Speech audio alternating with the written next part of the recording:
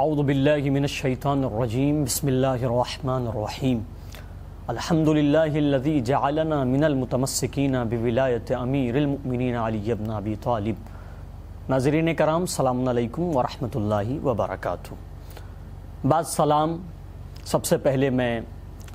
حجت خدا، امام الہدا، خلیفہ مصطفیٰ المرتضیٰ، امام غریب الغرباء، امام علی رضا علیہ السلام کی آمد کی مبارکباد پیش کرتا ہوں، اور یہ مبارکباد بالخصوص اپنے زمانے کے امام زمانہ عجل اللہ تعالی فرجہ شریف کی بارگاہ میں پیش کرتا ہوں۔ اور ناظرین کرام، میں آج آپ کے سامنے ایک اہم موضوع اور اہم ٹاپک کے ساتھ پروگرام سخن پہ حاضر ہوا ہوں، اور آج کے مہمان علی جناب مولانا سید ابو افتخار زیدی صاحب قبلہ آپ کے سامنے روبرو ہیں، اور آپ کے اور ہمارے ان تمام سوالات کے جواب دیں گے کہ جو ہم ان کی خدمت پیش کریں گے۔ آئیے چلتے ہیں قبلہ کی بارگاہ میں۔ قبلہ السلام علیکم ورحمۃ اللہ وبرکاتہ۔ قبلہ آپ کو بھی امام علی رضا علیہ السلام کی مبارکباد پیش کرتا ہوں۔ اور آغا سب سے پہلا سوال جو آپ سے یہ کرنا ہے کہ امام رضا علیہ السلام کو، کیونکہ سوالات بہت ہوتے ہیں لیکن ہر سوال یہاں پہ کرنا بہتر نہیں ہے، کیونکہ کچھ اہم ترین سوالات جو جس سے ہماری قوم کو اور ناظرین کرام کو، دیکھنے والے کو، سامعین کو فائدہ ہو، وہ سوالات پیش کر کے جلدی بات کو آگے بڑھانے۔ قبلہ سب سے پہلا سوال یہ ہے کہ امام رضا علیہ السلام کو ولی عہدی کا ایک عہدہ دیا گیا، عہدہ جو ولی عہدی کا امام رضا علیہ السلام کو دیا گیا، تو مامون کا امام رضا علیہ السلام کو ولی عہد بنانے کے پیچھے آخر مقصد کیا تھا؟ آپ اس کے اوپر روشنی ڈالیں اور ہمارے ناظرین کو بتائیں۔ بسم اللہ الرحمن الرحیم۔ یقیناً یہ ایک سوال ہے، اچھا سوال ہے،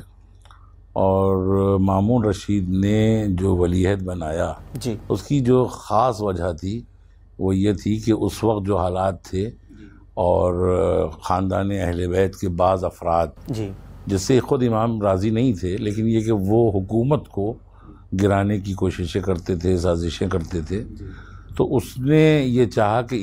اس خاندان اہل بیت کی کسی فرد کو ہم جب اپنا ولی عہد بنا دیں گے تو جو بھی فتنہ ابھر رہا ہے وہ اپنے آپ خاموش ہو جائے گا۔ لہٰذا اب مسئلہ یہ تھا کہ امام علی رضا علیہ السلام ولی عہد بنیں گے بھی یا نہیں، کیونکہ ظاہر ہے کہ ایک جو سلسلہ چلا، خود اس کا باپ ان کے والد کا قاتل تھا، تو یہ سلسلہ تھا، تو اب وہ بھی ڈر رہا تھا کہ کہیں ہماری بات مانیں گے نہیں مانیں گے۔ مامون رشید یہ اس خوف میں تھا، تو مگر وہی سلسلہ جو مولائے کائنات نے جس طرح سے امام خلافت کو قبول کیا تھا، جو کہا گیا تھا کہ اللہ کی سنت، رسول کی سنت کے اوپر عمل ہوگا، اور تیسری شرط جو لگائی تھی شیخین کی سنت پر عمل ہوگا، تو امام نے اس قید کو ہٹا دیا تھا جب دوسری خلافت کے دور، دوسری خلافت کے بعد جب یہ لوگ آئے تھے، تو وہ لوگ چلے گئے کہ نہیں، آپ کو تینوں چیزوں پر عمل کرنا ہوگا۔ تو لیکن جب تیسری مرتبہ تیسری خلافت بھی ختم ہو گئی تو مولائے کائنات کے پاس پھر آئے، تو کہا کہ بس وہی دو شرطیں جو آپ کی شروع کی ہیں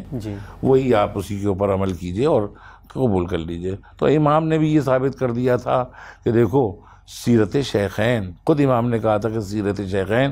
اگر ان لوگوں سے الگ ہے، اگر وہی ہے بے شک تو پھر کیا مسئلہ ہے، اور اگر یہ کہ الگ ہے تو پھر ایسے باطل پرستوں کی میں سنت پر عمل نہیں کر سکتا۔ تو یہاں پہ بھی یہی معاملات تھے۔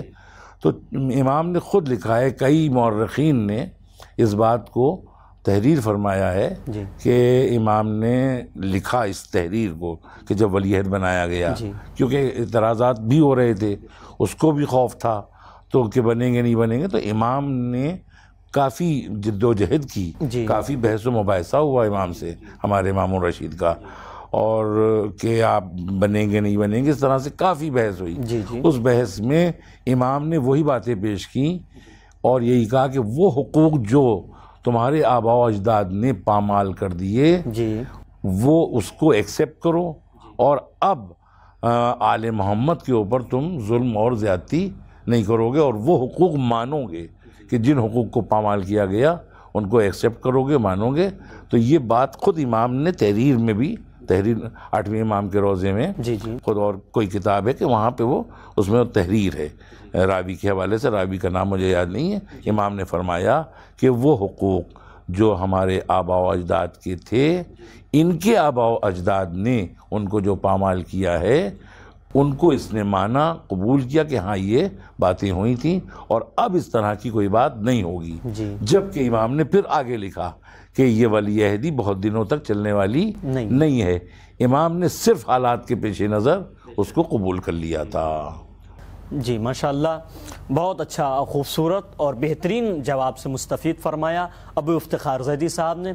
آغا، اگر ایسی بات ہے، اسی سوال سے اور ایک سوال یہاں پہ ہو سکتا ہے کہ اگر ایسی بات ہے اور ایسے معاملات ہیں تو ہمارے معصومین کا کوئی بھی عمل جو ہوتا ہے وہ خود ذاتی مفاد اور فائدے کے لیے نہیں ہوتا ہے، وہ اللہ اور نبی اور جو مقصد ہوتا ہے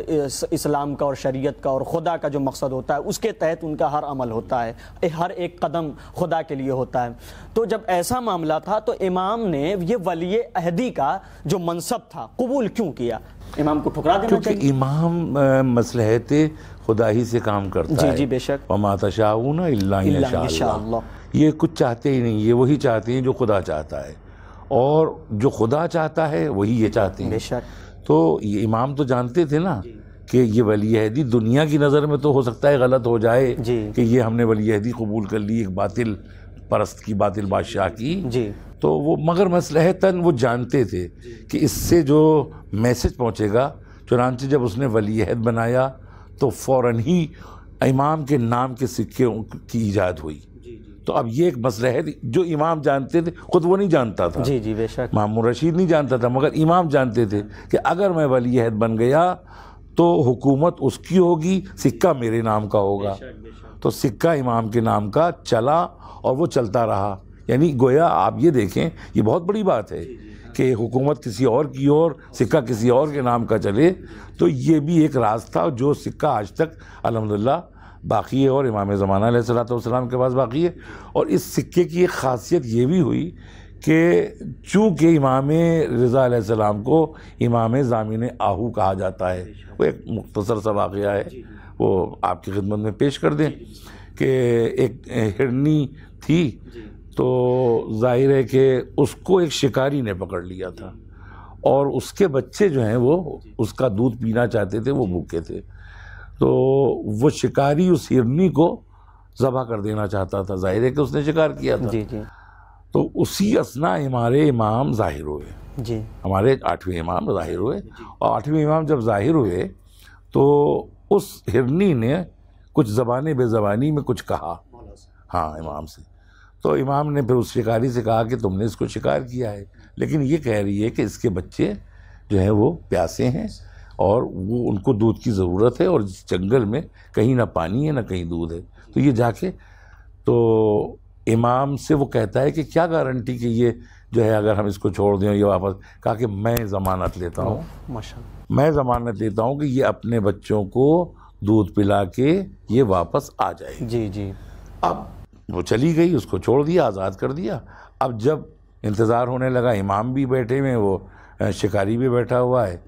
امام مطمئن ہے لیکن وہ مضطرب ہے، کبھی اٹھتا ہے کبھی بیٹھتا ہے، کبھی اپنے وہ جو خنجر تھا جس سے ذبح کرنا ہے اس کو ہلاتا ہے، سب کچھ کرتا ہے وہ مضطرب اضطراب کے عالم میں. لیکن تھوڑی دیر نہیں گزری کہ امام کا اطمینان ظاہر ہو گیا. ادھر سے وہ ہرنی ہاں اسی انداز سے چلی آ رہی ہے، اور آ کے اب اس نے دیکھا تو اب اس سے نہ رہا گیا. اس نے اس جو ماجرے کو دیکھا تو اس نے یہ کہا کہ اب میرا جی نہیں چاہتا کہ میں اس کو ذبح کروں، لہٰذا خدا کی راہ میں اس کو آزاد کرتا ہوں. بس اسی دن سے امام کا ایک لقب ہو گیا یا ضامن آہو، یعنی ہرن کی مدد کرنے والے. تو اب ضامن آہو نہیں رہا. اب اس کے بعد سے پھر وہ جو سکہ، اس کا ٹچ میں نے اس لیے لیا، وہ جو سکہ امام ضامن تو امام کا لقب ہو گیا تھا، آہو کو جو ضمانت دی تھی. اس کے بعد پھر چونکہ اس کی زندگی کی ضمانت ہو گئی تھی، لہٰذا یہ سکے جو امام کے نام کے ہوتے تھے، امام رضا علیہ السلام کے نام سے، تو وہ باقاعدہ بازو کے اوپر امام ضامن کے طور پر وہی سکہ باندھا جاتا تھا.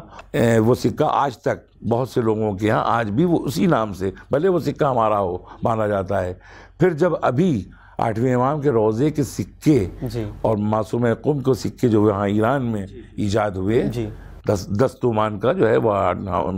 سکہ بنا 8ویں امام کے روضے کا، 5 تومان کا معصوم قم کے. تو وہ پھر آئے یہاں پہ بھی لوگوں کے پاس آئے تو امام ضامن کے طور پہ وہ باندھے جانے لگے. تو ایک مصلحت خاص یہ تھی کہ امام کے نام کا سکہ چلنے لگے گا، اور اس دور کے حالات سب دیکھ لیں گے. اچھا، امام کو اپنی امامت کا رتبہ بھی دکھانا تھا، چنانچہ نماز عید کا بھی اہتمام. دیکھیے یہ ساری مصلحتیں الہی ہیں کہ جس کی وجہ سے ہمارے امام نے قبول کیا تھا کہ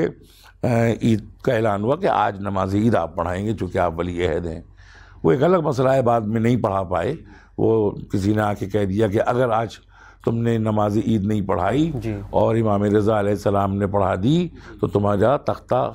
پلٹ جائے گا، حکومت تخت و تاج ختم ہو جائے گا، لہٰذا تم جاؤ. تو اس نے راستے سے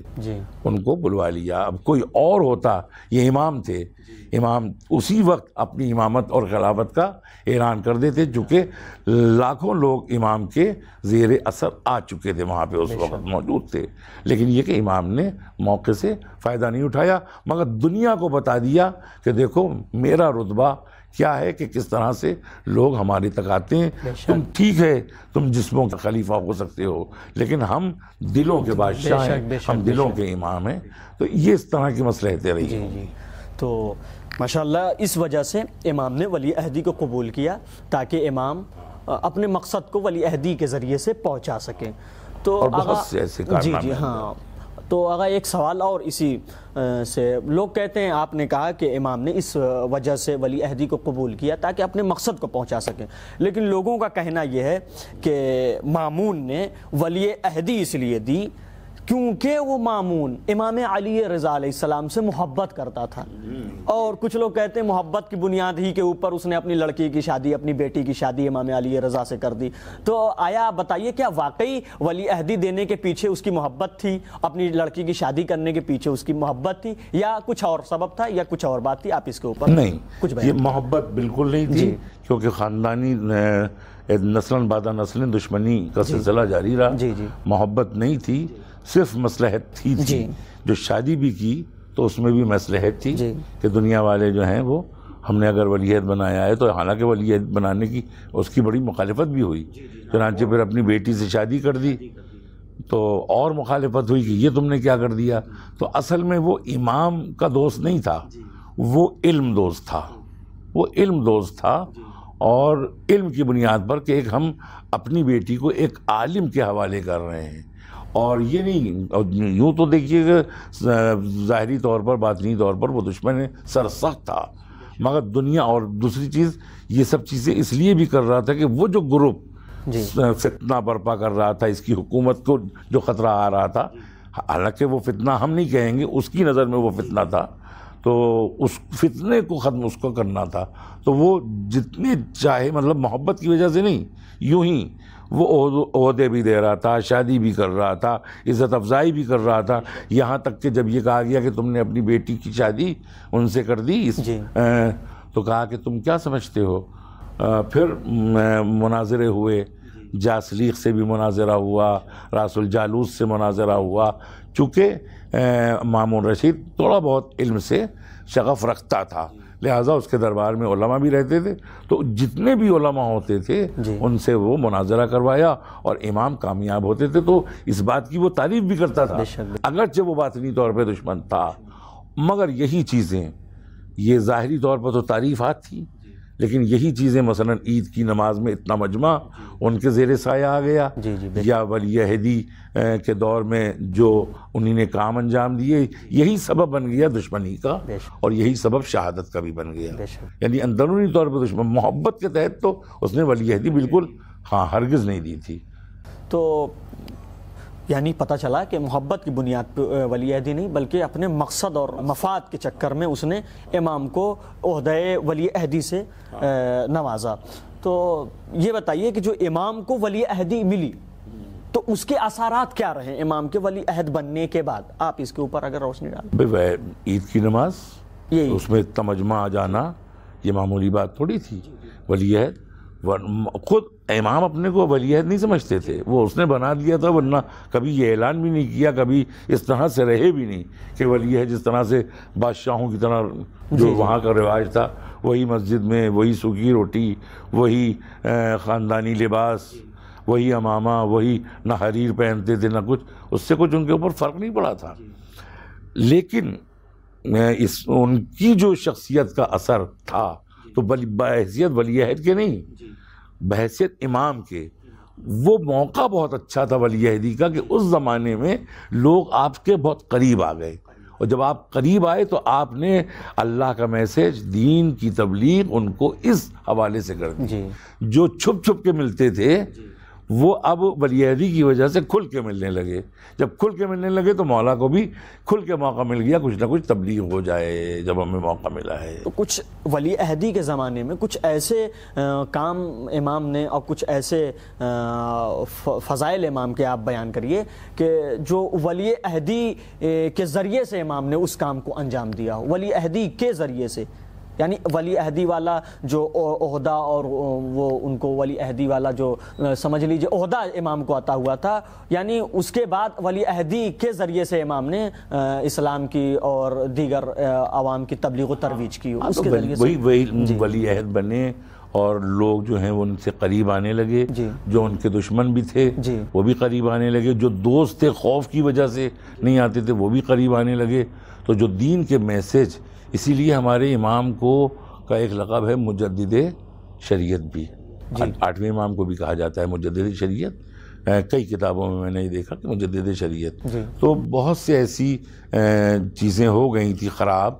کہ جو درست نہیں ہو سکتی تھیں، اس کے لیے ایک پاور بھی چاہیے ہوتا تھا۔ تو امام تو خیر سب سے زیادہ پاور، اس سے زیادہ پاور کس کا ہوگا، لیکن پھر بھی کچھ چیزیں مانع ہو جاتی تھیں حکومت کی وجہ سے، لیکن جب حکومت میں آ کے انہوں نے وہ کام کیے تو اس میں ان کو کامیابی ملی۔ بہت سی چیزیں وہ جو رسم و رواج تھے ان کو مٹانا چاہتے تھے، لیکن یہ کہ حکومت کے خوف سے، امام کو خوف نہیں تھا لیکن لوگوں کو خوف تھا، امام لوگوں تک نہیں پہنچ سکتے تھے اور لوگ امام تک نہیں پہنچ سکتے تھے۔ لیکن اب چونکہ ولی عہد ہو گئے تھے، بادشاہ کے خاص نمائندے ہو گئے تھے، لہٰذا اس کی وجہ سے آپ نے لوگوں کے پاس گئے، اور ظاہر ہے کہ ادھر سے منادی نہیں تھی تو امام نے خود کہا کہ میں جایا کروں گا لوگوں کے حالات لینے کے لیے۔ تو اس تحت انہی نے ولی عہدی کے زمانے میں جو غربا تھے، جو عام دنوں میں آپ کام نہیں کر پاتے تھے، تو آپ نے اس ولی عہدی کے زمانے میں لوگوں کی غربتیں بھی دور کی، لوگوں کی پریشانیاں، بیواؤں کا سہارا بھی بنے۔ تو اس نے کہا، یہ بات جب مامون رشید کو پتہ چلی کہ آپ اس طرح سے آتے ہیں تو آپ خالی وہاں حکم کر دیا کیجئے تو آپ کا سارا یہ کام ہو جائے گا۔ کہا نہیں، ہمیں اچھا نہیں لگتا، ہم یہ چاہتے ہیں کہ ہم غریبوں کی مدد، بیواؤں کی مدد، بیماروں کی مدد ہم خود اپنے طور پہ جا کے کریں، ہمیں کسی کارندے کی ضرورت نہیں ہے، کسی ہمیں نوکر کی ضرورت نہیں ہے کہ وہ جائے، تو ہم یہ چاہتے ہیں کہ اس کے ذریعے سے ہم دین کا پیغام بھی، یہ اس سے نہیں کہا، اسی کے ذریعے آپ دین کا پیغام، ولایت کا پیغام پہنچا دیا کرتے تھے۔ خاص طور سے تو ولایت، ہر امام ولایت کے زیر سایہ کام کر رہا تھا اور وہ ولایت پہنچا دیتا۔ بے شک، جیسا کہ آپ نے ایک سوال کے جواب میں کہا تھا کہ امام کو جو ولی عہدی مامون نے دی وہ اس بنیاد پہ نہیں دی کہ امام سے محبت کرتا تھا، بلکہ وہ اپنے مقصد اور مفاد کے لیے امام کو اس نے ولی عہدی عطا کی۔ تو حضور یہ بتائیے، اور آپ نے وہ ابھی اس میں ایک سوال میں کہ امام سے مناظرات ہوتے تھے اور امام ہر مناظرے میں سرخرو ہوتے تھے اور جواب دیتے تھے، اور ہر مناظرے میں امام علیہ السلام کی جیت ہوتی تھی بہرحال، اور جس سے تھوڑا سا علم سے لگاؤ تھا مامون کو، تو اس لیے اس نے ولی عہدی دیا، اس لیے اس نے امام کو اپنی بیٹی دے دی، امام کو اپنا داماد بنا لیا۔ تو جس شخص نے امام کو علم کی وجہ سے اور دیگر فضائل دیکھنے کی وجہ سے، البتہ دشمن ہے ولی عہدی بنا دیا، اپنی بیٹی سے شادی اس نے کر دی، داماد بنا لیا آپ نے، تو پھر اس کے بعد کیا وجہ آ گئی کہ امام کی شہادت اور امام کے دشمن اتنی زیادہ ہو گئے کہ ان کی شہادت کے لیے تیار ہو گیا اور اپنے داماد کو شہید کرنے کے اوپر آمادہ؟ کیا وجہ بنی اور ولی عہدی سے پھر چھین لیا؟ ازلی طور پہ تو یہ لوگ حاسد تھے، امامت کے حاسد رہے ہیں، قرآن مجید میں بھی آیت موجود ہے کہ حسد کرتے رہے، یعنی جو خاص وجوہات ملتی ہیں ائمہ کی شہادتوں کی اور اہل بیت کو اذیت پہنچانے کی اور ظلم کرنے کی، تو وہ یہی ہوتی ہے کہ حسد، بے شک ان لوگوں کو حسد تھا، مولا کائنات کو اتنے خطابات اور اتنا سب کچھ دیا گیا تو اس سے وہ حسد کرتے تھے، اسی طرح سے ہر امام سے، تو ان کو ایک تو حسد تھا، اور دوسری چیز یہ کہ جو شہادت واقعی جو ان کے فضائل ابھر کے سامنے آتے تھے اور لوگ آ کے مامون رشید سے بیان کرتے تھے، اس طرح سے ہر دشمن اہل بیت سے، جو بھی بادشاہ ہارون رشید ہے، اس کے علاوہ متوکل عباسی وغیرہ، ان سے جب یہ ان ائمہ کے فضائل یا ائمہ کی خصوصیات بیان کی جاتی تھی، مثال کے طور پر کہ یہ خمس تقسیم کر رہے ہیں، یا لوگ چپکے سے ان کو لا کے خمس دیتے ہیں، یہ خمس کے ذریعے سے لوگوں کی تعلیم جاری رکھے ہوئے ہیں، تو وہ یہ سوچتا تھا اس کو، حالانکہ یہ غلط تھا، مگر وہ لوگ اپنے طور پر چونکہ خاطی تھے لہٰذا وہ سوچتے تھے کہ شاید اس کی وجہ سے ہماری حکومت خطرے میں نہ پڑ جائے، ہماری حکومت ختم ہو جائے۔ ان کو حکومت کا مسئلہ تھا اصل میں، دیکھیے سگے بھائی امین کو قتل خود کرایا ہے، چیجائی کے داماد، ہاں ہے نا، اب چیجائی کے داماد، تو اس کو اصل میں کوئی نہ محبت تھی، صرف اور صرف ان کے فضائل سے، ان کی عظمت سے، ان کو جو اللہ نے رتبے دیے تھے یا وہ جو دنیا میں تبلیغ کر رہے تھے، ان باتوں سے وہ صرف اس کو خوف تھا کہ میری حکومت کو خطرہ نہ ہو، لہذا جس سے بھی حکومت کو خطرہ ہوتا تھا وہ اسے قتل کروا دیتا تھا۔ چنانچہ ہمارے مولا کو بھی اس نے زہر میں، کہتے ہیں کہ کچھ روایتیں ہیں کہ انگور میں، کچھ روایتیں ہیں کہ کھجور میں زہر حلال ملوا کے ان تک پیش کیا۔ بے شک۔ تو آپ نے دیکھا کہ اگر یہ لوگ حکومت کرنے پہ تل جائیں تو یہ اپنے سگے بھائی کو بھی قتل کر سکتے ہیں، اور چیجائی کے داماد، تو امام رضا علیہ السلام کو شہادت تک اور درجہ شہادت تک پہنچانے کا مقصد یہ تھا، کیونکہ ان کو اپنی حکومت کا خطرہ تھا کہ حکومت ڈوب جائے گی، حکومت ہماری برباد ہو جائے گی، لہٰذا اب چاہے داماد آ جائے، چاہے بیٹا آ جائے، چاہے بھائی آ جائے، کسی کو رحم کرنے والے نہیں ہیں۔ قبلہ بہت بہت شکریہ آپ کا کہ آپ نے اپنا قیمتی وقت ہمیں نوازا، اور قبلہ چلتے چلتے آخر میں آپ ہمیں